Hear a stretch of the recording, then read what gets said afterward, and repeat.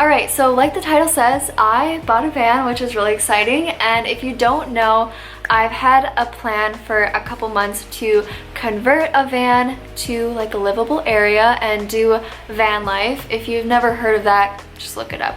And so I'm gonna convert it this summer and then do kind of like a road trip starting in August, and I'll probably go into the winter. If you wanna know all about my van life plans, you can check out this video right here, where I talk for 45 minutes about my plans, and there's timestamps in the description if you want to know like certain things like where I'm planning to go. You can just go right there. So this video is just going to be about my experience trying to find a van. If you're just interested in knowing if you are trying to find one yourself or might be in the future, hopefully this can be kind of educational and help you out a little bit. And then at the end, I'm going to give you a little bit of a tour of my unconverted van and tell you about it. So if you want to just skip the part where I talk for a long time and just see the van, then you can just go to the time that's on the screen right now. But other than that, I'm going to get started talking about my experience trying to find a van. I'm gonna try to make it as concise as I can because I could talk for like 3 hours on this. So the first thing I want to say, just to be like completely honest with you, is that this has been one of the most frustrating experiences of my life. Like I cannot think of another time when I've been more frustrated for such a extended period of the time. Not like 24 hours a day I've been frustrated, but it's been like way more difficult than I expected to find a van because I had been looking on Craigslist. The majority of the time I looked on Craigslist because I think that's the best place to find a van that's used and old and therefore less expensive. And so I had been looking on Craigslist just to kind of get an idea of what it was going to be like for over a year before I actually started looking seriously. And there were so many ones that looked really good and were in a good price range. But then when it came down to it, I don't know what happened. It was just a lot more difficult to find a good one that was close by and worked in all the different ways that I needed it to work. And another thing that made it really frustrating was that I had to go on all of the van expedition travels with my stepdad when we were going to look at vans in other places. It always had to be with him for multiple reasons. He's a guy, so it's a little bit safer and I'm less likely to get ripped off. Whereas if I went with my mom, that same thing wouldn't happen. And I don't want to sound like some kid that's just really disrespectful to their parents, but you have to realize that not all parents are like a 10 out of 10.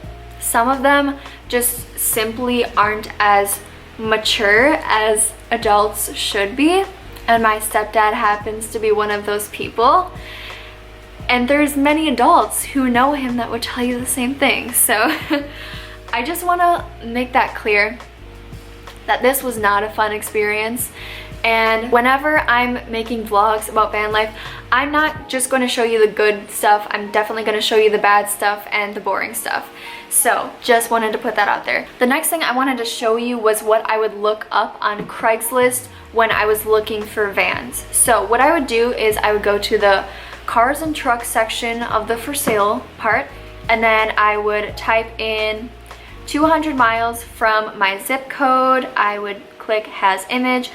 And originally I would do from 2,000 to 4,000. That was my price range goal. I didn't want it to be more than 4,000 because that was my original budget for buying the van, and less than 2,000 I felt like would have just been a total ripoff. So that's what I looked at, and obviously typing cargo van here. Those were the majority of the vehicles that I looked at. I did look at a few passenger vans, which is kind of the same thing, but I mean like high top passenger vans, but they're a lot less common and usually more expensive, so those weren't really my main thing. And then something I feel like is kind of important to show you is like where I live and the surrounding areas, so you can get an idea of kind of how far I had to travel for certain things. So I live in the United States in the state of Wisconsin, which is right up there.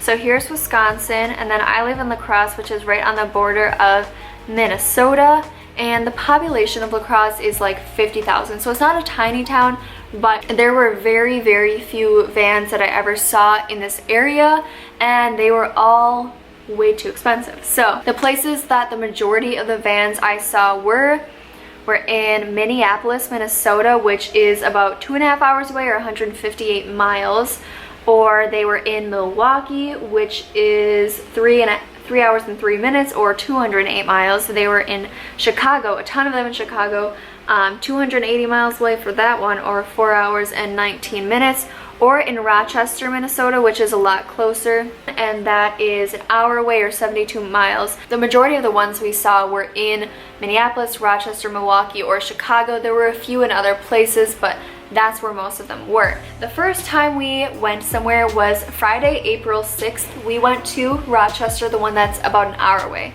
and there was a van there. I wish I would have taken screenshots of the ads on Craigslist, or even just pictures while we were there, but I never did for any of them, which was really dumb.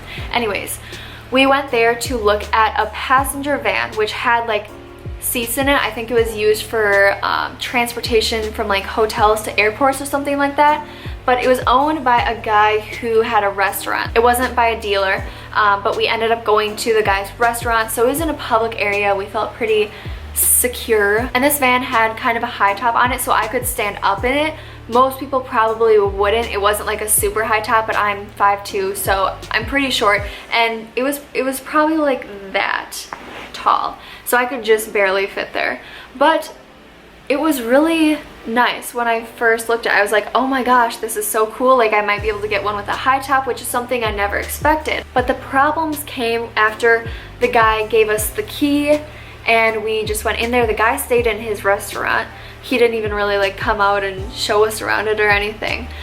So we just went in there and looked around, and it was nice in there. It was clean. There was hardly any rust on it. It was a little bit smelly, but like that can be fixed pretty easily. But when I turned the key, it wouldn't start. So that's where our problem started with that one. It's not the end of the world if it doesn't start, because it had been winter and he might just not have used it in a while. So we just jumped it and it started then. To me, the engine sounded a little weird. It was making like kind of weird noises, but my stepdad didn't hear them, and he probably thought I was just like over exaggerating. I don't know. So we ended up taking it to a mechanic. On the way up, we had called one that was pretty close to where we were, and he had an opening, so we took it over there. And on the way there, I was driving my car and my stepdad was driving the van, just for safety purposes, which was a good thing, because by the time I like got to the place, I was like, where is he? It was literally like all you do was take 3 left-hand turns, one after another. It's like you pull out of the restaurant, you go to the lights, you take a left, and then you take a left into the business area. And I was like, where is he? Why is he not behind me? Like, there wasn't that much traffic, so it's not like he got caught up somewhere. And then finally he came like 3 minutes later, and so I asked him, and he's like, I literally couldn't get the thing to move out of the restaurant. And so we're like, okay, well, let's just get it inspected anyways. And it turns out that like the brakes were all shot and that they needed to be replaced. And there were probably a few other things, but that's all he told me, because I mean, if the brakes are shot, we're not gonna buy the van. So it wasn't really worth knowing all the details of what was wrong with it. So we luckily got it back over to the place. It was probably like half a mile away, which was good, because the mechanic had told my stepdad that he's surprised he even made it all the way over here. So that one was not a win, but it was okay because it was only the first one. I wasn't too discouraged at that point, besides the fact that like the entire drive up, my stepdad was just like very annoying and angry. And he's the kind of person who does this thing whenever he's in a bad mood, where he won't say anything. He'll just sit there and go like a little kid. Sometime after that, I'm not really sure when it was, but it lasted a few weeks, so that's why I don't know the actual date. There was a van in a place called Rockford, Illinois. I'll put a map on the screen of it. And so then after that, the next van that we found was another high top, one that was a little bit higher. It had like a wheelchair lift in it and whatever, and it was literally, it seemed perfect. It was $4,500, so a little bit over my price range, but I was totally okay with paying that much more for the high top. And because there was no rust, it was freshly painted, which was kind of suspicious. Was he trying to cover up rust? We'll never know.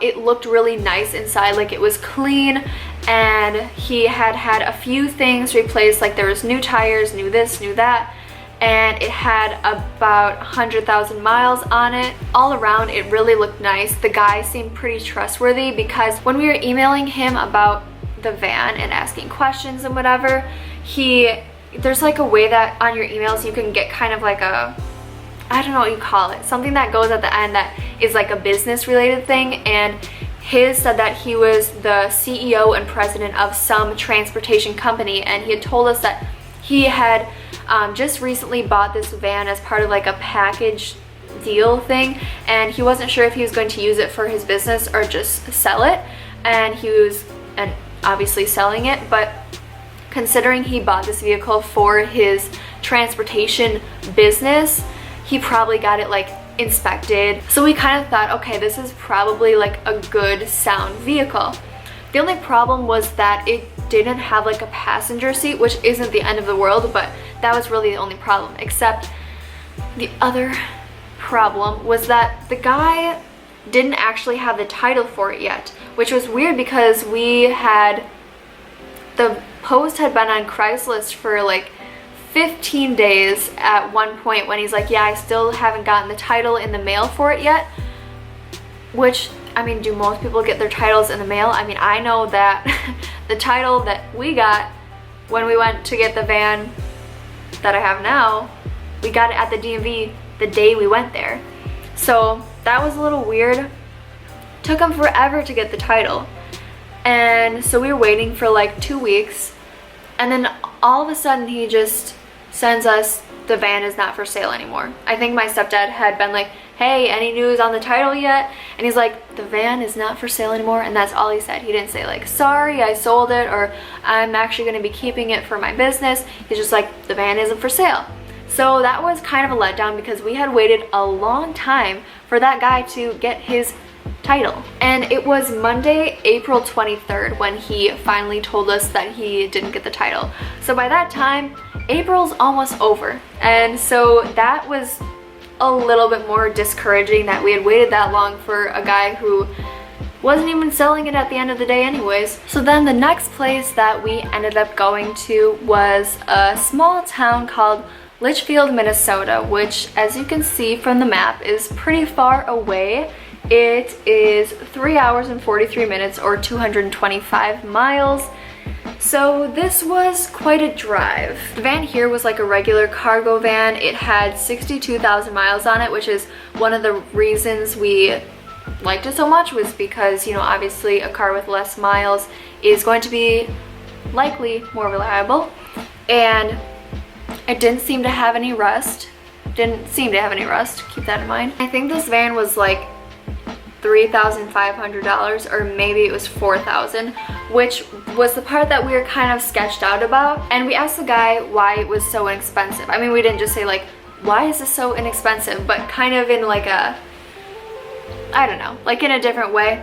And he's like, you know, I'm not greedy, like I've had this for a while, I'm just looking to sell it to get a few $100s off of it. That's what he said. And as you can imagine, since this was a lot farther away than the first place we went to, my stepdad was just in a great mood. And we actually ended up like looking for some vans in Minneapolis in case we didn't end up getting the one there. We could stop there on the way back, since you have to go through Minneapolis to get to Litchfield. So we found one at a dealership in Minneapolis that we figured we would maybe just check out if we didn't end up getting the one there. So it was kind of like, okay, maybe even if this one doesn't work out, we have another option that we can still look at. So it was a really fun 4-hour drive up to Litchfield. I think I only got yelled at like 3 times for not being an amazingly immaculate driver by my stepdad. And yeah, I drove there and back to all the trips that we did. So when we get there, we see that this is not at an individual's house. It's actually at like kind of a, not like a dealership. There was like 20 cars there at the most. It was like a really run down looking place. I don't know. But we actually had to go into this building and ask this lady for the keys. So it was like, I don't even remember the name of it. So I don't think it was a dealership. It might have been like a repair place. So they kind of just sell a few vehicles because it's right on the main highway there. But we get the key and we go out to the only van that is there. And immediately as we're coming up behind it, the back bumper is like completely rusted, which you couldn't really tell from the picture. And then we go around to the front and the front bumper is really rusted. But somehow I actually ended up looking back on the Craigslist post after we left the area because, spoiler alert, we didn't end up getting the van. And it was like really hard to see. It's not like the picture was taken at night or anything, but I don't know, it's just like the angle. Somehow they were able to make it look like there was no rust on it. But you could see a little bit of it when you really looked close at the pictures. But something that was really amazing that I still can't figure out, and I don't think I'll ever be able to figure out, if you know how they did this, let me know. It was like a work van, and there was a generator in it, and so there was a vent on the outside. It was just like a square, probably about this size. And in the picture, I looked back at it afterwards, it's completely white, like completely just like the rest of the van, white. And when we get there, the entire thing is orange, like completely rusted. There's not a spot on this vent that is not rusted. And I'm like, how on earth did they do this? Because the rest of the van, I could tell from the pictures, was the van that we were looking at there. If they like somehow photoshopped it, or if they put like something white on it for the picture and then took it off, I don't know how they did that. But it was pretty rusty around the bottom of it too, like not just the front back bumper and the vent. And then inside the vehicle, the seat, they had very conveniently taken a picture of the seat right above the corner of it, so you couldn't see this giant hole in it that looked like a dog like ripped it out with its teeth. So we didn't even take that one to a mechanic shop. We had called one on the way up just to make sure we could get in, and then we called the guy back and told him we're not coming. Yeah, we didn't even like take that one for a test drive or anything. We didn't take the first one for a test drive either, other than to the mechanic. I forgot to say that. So we drove back to Minneapolis to the place that the other one we were gonna look at the dealership was. And this place, again, was like a rundown dealership. There was a kid getting off the bus right when we got there. And going to a house like right there. It was just surrounded by woods kind of, and there's just like a house and a dealership. And it was really weird because it was like Friday at 3 o'clock and the place wasn't open. It looked vacant besides this kid going to his house, and there was multiple vans there that all looked the same.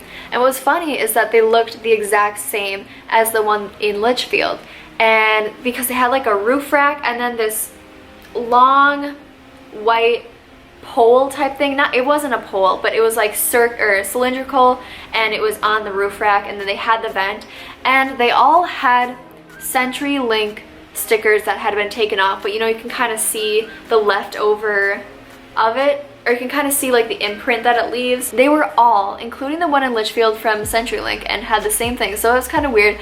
But the place wasn't open and they were rusty there too, so we just left right away. So after that, I looked around for a while on Craigslist and wasn't really seeing anything that wasn't in Minneapolis, Milwaukee, or Chicago. And my stepdad just really didn't want to go to those places, which I totally understand. It was kind of hard to like find times that worked, because really the only days we could ever do were Fridays, and I work every Friday at 4 o'clock. And so even just going to these places like Chicago, we'd have to get up really early to make sure that we were back in time for me to go to work. So on Tuesday, May 8th, I drove around to the local dealers with my mom because she thought, oh, maybe we'll find something.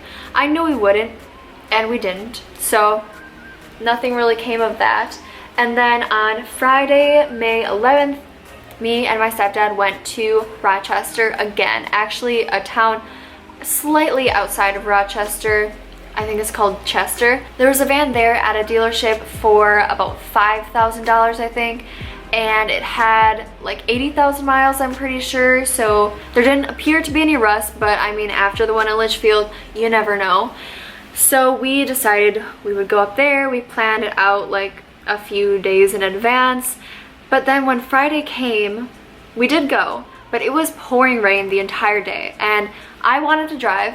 Like, I wanted to be a nice person and drive instead of having my stepdad drive me there. I also wanted to get experience driving in the rain, but like, it was pouring and it was definitely a little bit stressful. I think more for my stepdad than for me. I really don't get stressed when driving, but like, it was hard to see. My wipers were on as high as they could go, and really the only scary part was like if you're kind of closer to a car and the water was coming up from their tires and like on your windshield, or if you were passing a semi and the water would somehow kind of like come off to the side. But we never hydroplaned, which was awesome. So we went to this place. By the time we got there, it wasn't really raining as much. I mean, we did have to take umbrellas, but it wasn't like a downpouring. We ended up just looking around the outside of the vehicle, because what I forgot to mention is that we originally were planning to go just kind of stop there, check it out, and actually go to Minneapolis and check out this dealership called Cargo Van Go. Not like Van Gogh the artist, but Van Gogh, which, I mean, there were terrible reviews online, but I felt like it was a last resort at this point because it was May 11th, and I just felt like it was like hopeless at this point. I was really discouraged that I was ever gonna find anything, and at this point I had upped the maximum price I wanted to pay to $6,000, and so we decided we would just go and check it out and see if there was anything that looked okay there, and we could always take it to a mechanic to make sure it was good. I actually don't know if you can do that with dealers, but that's what our plan was. But if you type in Cargo Van Go Minneapolis, Minnesota, or Shakopee, Minnesota, look at the reviews. They're all terrible, and the ones that are good, I think, are fake. So that's just my opinion. They seem really sketchy. So we were just gonna go there anyways though, because it was a cargo van place. So I mean, they had to have one thing that worked. That was kind of my mindset at the time. So we just looked around the outside of the van in Rochester, and then he went in and got a piece of paper from the guy that told all the information about the van, and he's like, okay, well, let's go to Minneapolis now and check out the ones there. So we got in the car, and I was like the van looked really nice. There was no rust. It was a low amount of miles, $5,000. It looked nice from what we could tell from the outside of it.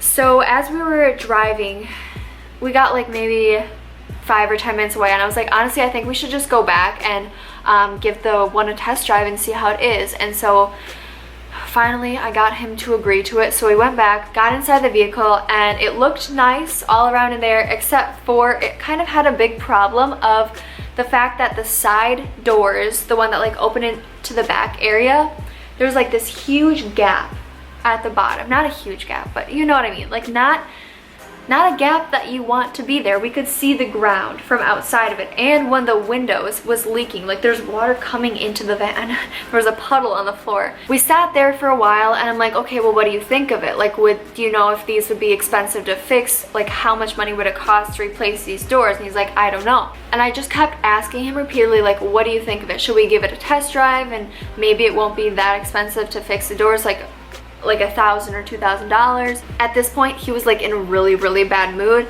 and he wouldn't say anything though. He wouldn't say, okay, we should just go to Minneapolis, or we should test drive this one. He wouldn't say anything. He would not give me a straight answer, and I kept asking him, okay, just tell me what you think of it. Should we just let it go? Like, I don't care if we just leave right now. But he was so upset. He's a very angry person. I try to be understanding of it, but it's hard when you live with him. But he was like so upset. I'm like, at this point I was just so done, and I was like, okay, why do you get angry at everything I do? Like, no matter what I do, you get angry at it. No matter what anyone does, you get angry. And I'm not the kind of person who like yells at people. Like I don't yell at my parents when I'm in a bad mood or when I'm mad at them or whatever. I just talk in like this same voice that I'm talking in right now. Probably with a little more annoyance in my voice, but pretty much the same voice. And after I said that, he's like, okay, you know what? I'm done with your BS. Let's go. And so he goes to give the keys back to the person and I get in the car. And so we were going to go to the place in Minneapolis, but I was like, you know what? I cannot like emotionally handle this anymore. Like I cannot go to another dealership or owner or whatever car searching with him anymore. Like I can't do it. And keep in mind, I'm obviously leaving a lot of it out. But I was like, okay, you know, I just want to go home. Like I can't drive to Minneapolis with him right now or ever. So we ended up driving home and not going to Minneapolis, which is probably a good thing because my mom actually has a friend who lives up there who does work where you need cargo vans. He might be like a plumber or something, and that night he's like, yeah, I wouldn't trust the cargo van go place. Like they are a little bit sketchy. So it was probably good that we didn't go there anyways. And so actually the next day then, Saturday, May 12th, which was the day before Mother's Day, my mom had been scrolling through her, there's like a Facebook rummage sale thing. I don't know, I've never had a Facebook, so I don't really know what it is, but there's like a rummage sale type thing where there's a lot of vehicles for sale. And so she had been scrolling through that for actually a couple of weeks, and we never really found anything that good. But we found this one for $6,000 in a little town called Bryce Prairie, which is like 8 miles from where I live.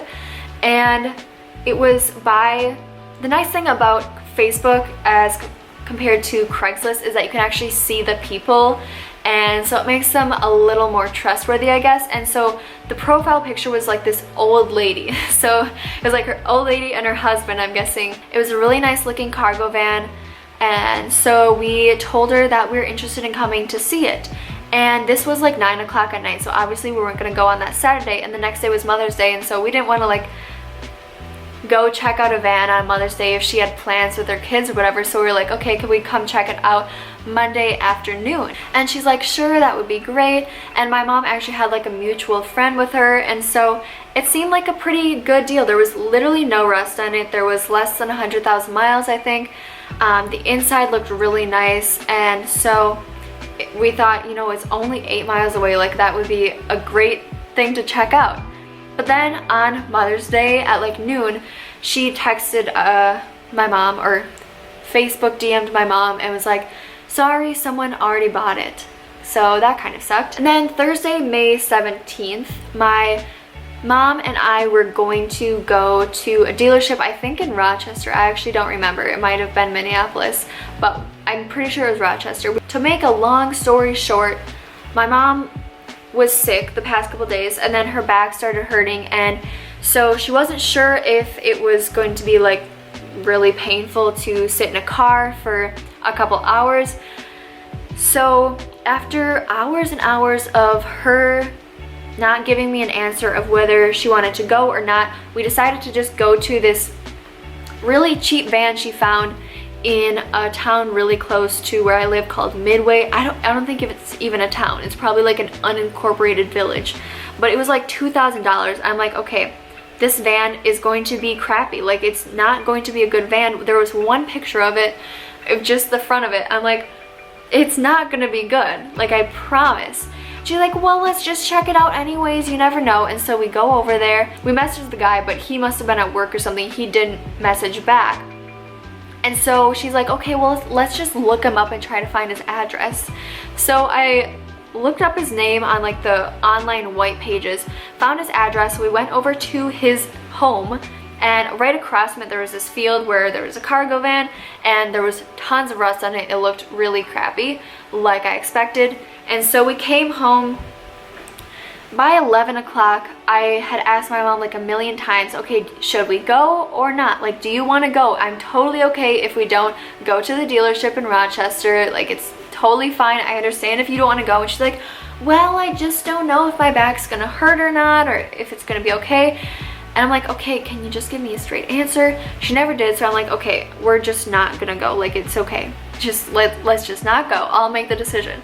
So we ended up not going, which was just another discouragement. I felt like I was never gonna be able to find one, because at this point I was like, I cannot go to another place with my stepdad. And my mom, her work schedule, like she works full days, Monday, Wednesday, Friday, and then she's a hairdresser, so she has like a few clients on Tuesdays and Thursdays and Saturdays, and mechanic shops aren't open on Sundays, at least the ones that we've seen weren't.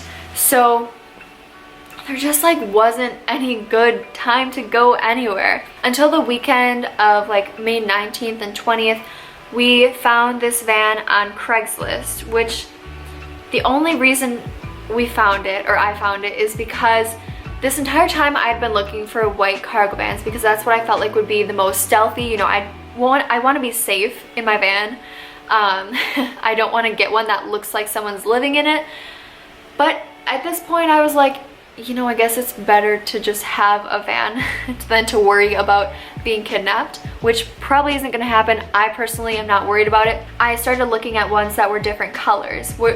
They're still kind of like cargo van shapes, you know, but we found this one that, as you can see in the thumbnail, is green. This is the one we ended up buying.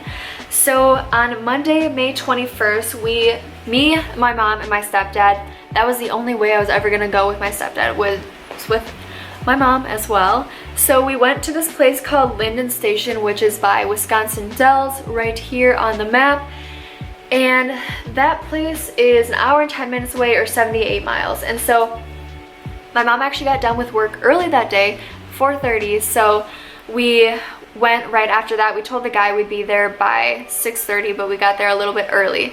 And it was actually at his house. This was an owner, obviously. He had the van listed for $52,000. It was 106,000 miles. It's a 1997 Chevy Gladiator. And he had a few things, like he had a new stereo, the tires were pretty new. He really only used it just to go to like one camping trip ever, and so that's why he was getting rid of it. So it wasn't like anything sketchy. He's just like he didn't use it as much as he wanted to. That's what he claimed, at least. And just from what he was saying, like, you could kind of tell he was a genuine guy, because as you'll see, this is a conversion van, and so there's actually a bed in it. And so he had used it for camping, and I don't know why, but I just feel like somebody who uses a van for camping is likely going to be more reliable than somebody who uses it for transportation. So we drive to this guy's house on Monday evening. It's kind of nestled back into the woods. He has like this pond in his backyard. You know when you see someone's house and you can just kind of get a feeling that they're like a nice person based on their landscape? Like, he just had like these really pretty bricks and flowers, and I don't know how to explain it. So me and my mom walked up to the door, rang the doorbell, and he had this little sign outside that said like, "God bless this house." And so I already just got the feeling that he was like a nice person. When he opened the door, my immediate thought was that he was like an artist. I think he was like probably in his 50s or 60s. He said he was retired later on. And he just looked like an artist, and he had this dog that came out and greeted us that was blind, and it was so soft. And so he came down and showed us the van. You could just tell that he was genuine about the entire thing. He said that he had recently had it checked by his mechanic and that it was all sound, and he's like, "Do you want me to show you around like where all the little problems are?" And so we're like, "Yeah, of course." And so he went around and pointed out like the little things that were wrong. Like, there's a little spot of rust here, a little one here, one of the blinds in there's like actual curtain blind type things. One of them didn't work anymore, and so it like stayed down permanently. He actually just ended up offering to lower the price from $5,200 to $5,000 without us even asking. He showed us, he took us into his home, showed us his artwork. He had been to like Honduras and had painted some scenery, and I don't know, it was just like a really good experience after so many not so good experiences. And so we ended up getting the van. There was no smell in it. There was nothing wrong with it that was significant at all, besides tiny spots of rust. Like, who cares about that? As long as it doesn't damage the vehicle, it's not a problem. You know, my stepdad's truck has way more rust on it than this van. The car that I drive that used to be my mom's has more miles than this van has. So it was all around a really good deal for a really good price. Nothing needs to be fixed with it that we can tell. We haven't had our mechanic look at it yet, which we're gonna do soon, but we just got it. I'm filming this on Wednesday the 23rd and we got it Monday the 21st, so we'll see if there's anything wrong with it. But when my stepdad actually ended up driving this home, that's the only time I didn't drive, and he said that it drove really nice. I test drove it while I was there, but it wasn't really that much of a test drive because, I mean, we're not gonna go that far with it. But the, how many miles was it? The 78 miles that it was from his house to our home, he said it drove really nice, so it seems like a really good deal. So yeah, it's really exciting to finally have one, even if it's a month after I wanted to have one. I'm sure I'll be able to do the conversion in 2 months. We'll see. If not, I'll just have to like quit my job earlier, I don't know. But that's all I can think to say about my experience finding a van. So now we will get to me showing you around it. Alright, so here's the van. Just give you a little outside look. As I'm pretty sure I said earlier, it's a 1997 Chevy Gladiator. Those are just my makeshift plate covers. And here's the other side, so it's got some windows all along, which is pretty cool. And then on the inside, it's got compartments, which is amazing. The seats are really nice and cushy. I'll probably have to get like a booster seat because it's kind of a little too high up or low for me. It doesn't have any cruise control, which, I mean, I'll survive. It's got some cool features like a radio, AC, heat, that kind of stuff, and it works really good. Over here, we've got a little compartment. We have some like coin holders. I don't know if you can see it right there. Some of this extra storage as well for cups, some storage right there. There's the radio, that kind of stuff. Over here, we've just got the seat and some more compartments down there. The seats have these nice little things that come down. Back here, we have a bed, which I might have mentioned this earlier, but I'm gonna be taking this out and like converting the whole thing. But this kind of thing is like a couch. You can drive people around in it, and it also folds down into a bed. I don't know how well you're gonna be able to see this, but just kind of pull it out and it flattens down like that. It's pretty comfy, but the problem is that right here, the thing that I had this on, there's like a divider, which I'll show you in a second, and I'm pretty sure there's not much insulation in here, if any, and so in order for me to leave this, or in order for me to have any insulation in this vehicle, I'm gonna have to kind of rip it apart. So my parents think that I should leave this in here, or my stepdad does, but it's just not a good idea. Like, yeah, it would save me a lot of money, but no insulation, not a good idea. And then, like I was saying, right here there's a divider, so you can't necessarily walk through here. I can crawl through here because there's a window that goes up and down, but it's just not that convenient to have to crawl through a window every time you want to get to the back area of your vehicle. Another nice feature is these blinds, which I'll be getting rid of because I would rather have kind of blackout things that I can stick in there and take off of there. These, I mean, you can see through them. I don't know how well you can see through them on the outside, but they're just not gonna do the job for what I'm going for. And then these windows also pop out, which is really nice if I just want a little bit of a breeze. Both of those do that. The ones in the back right there do that. And then over here, here's the curtain that is broken. But then this window over here, this thing slides out, so there's a screen and a window that opens right there. And those two windows behind those curtains do the same thing. And then here behind the driver's seat, there's a nice little pocket. And this thing, which honestly, I don't really know what it is. If you do, let me know. I'll probably have to take this off anyways to be able to insulate it, so I guess that doesn't really matter.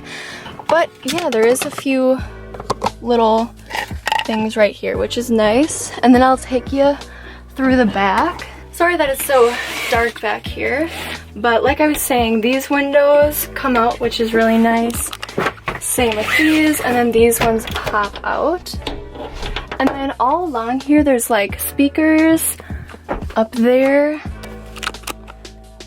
There's lights, which don't turn on unless the car is on, but there's also lights that go all the way along there. I'll probably end up taking those out just because I don't know how exactly I'd leave those in there if I'm ripping all this apart and insulating it and whatever. So then the side doors here open up nicely. And the tires are pretty good as well. Alright, whoops.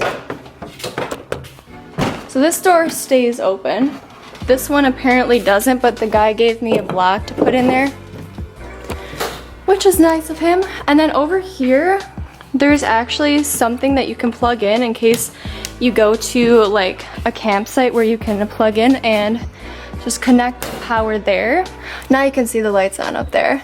And then there's also this rod, which I'll probably take out of there because this is where my bed will most likely be. Oh, and then there's also those same lights right along there. In the back, there's this little compartment with more stuff that I don't know anything about in there. So probably just leave that there and not touch it because I'll mess it up if I do. So that's pretty much it that I can think to talk about. Just wanted to kind of show you what the van looks like before I tear it all apart because it's not going to look very similar most likely. I'm filming this on Sunday, May 27th, I believe, 2018. And I'm going to start kind of the basics of deconstructing the van right now. On the windows right there, I don't know if you can see it, but there's like kind of a little tint on there. It's just like a plastic thing that's pretty easy to take off. There's some bumper stickers that are for brewery companies, and I'm obviously not going to keep those on because I'm 17, so that would be really weird. There's a lot of other things. I might start unscrewing that kind of stuff if I can figure out how to do it. Maybe taking the blinds down, I don't know. I'll definitely be making a video, a very long video, or a few still pretty long videos on how I deconstructed this whole thing and reconstructed it into a conversion van, as it's called. So those will probably take a while to come out because I'm not going to do a separate video for every little thing I do. I just think that's probably a little overkill. So it might be like an hour-long video or something like that of everything I do. So it'll probably be a while before it comes out because I'm not likely going to be doing this in 7 days. It's the end of May. I'm planning to leave in my van at the beginning of August, so that gives me about 2 months to convert it, which hopefully will be plenty of time. We'll see. You never know. So I'll definitely answer probably every question you could possibly have in future videos or in the other video that I made previously that's like 45 minutes long about my van life plans. But if you have any questions that you're really curious about, let me know. Of course, I'll answer them. So that is it for the video. Hopefully you enjoyed, and thanks for watching.